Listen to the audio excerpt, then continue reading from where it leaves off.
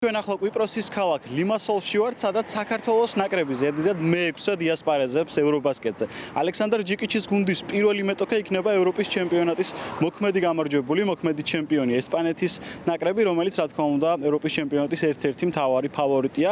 დღეს ლიმასოლში პირველ შეხვედრას სწორედ საქართველოს ნაკრები ჩაატარებს, ევრობასკეტი კი გუშინ გაიხსნა, გაიმართა მნიშვნელოვანი შეხვედრები. საქართველოს ნაკრებისთვის რა თქმა უნდა ძალიან მნიშვნელოვანია, რომ დღეს სრული შემადგენლობით იასპარეზოს გუნდმა, რაც ჯერ კიდევ კითხვის ნიშნის ქვეშ არის, რადგანაც გუნდის კაპიტანმა თორნიკე შენგელიამ მნიშვნელოვანი პერიოდი გამოტოვა მოსამზადებელი საქართველოს ნაკრებთან ერთად და როგორც გუშინდელ პრესკონფერენციაზე თავად აღნიშნა, მას სურს რომ გუნდს დაეხმაროს და არ დააწვეს ტვირთად, თუმცა გულშემატკივარმა და რა თქმა უნდა ექსპერტებმა იციან, რამდენად მნიშვნელოვანია თორნიკე შენგელიას თამაში საქართველოს ნაკრებისთვის და იმედს იტოვებენ ქართველი გულშემატკივარები, რომ დღეს თორნიკე შენგელია შეძლებს საქართველოს ნაკრების დახმარებას მსოფლიოს ერთ-ერთი საუკეთესო გუნდის წინააღმდეგ.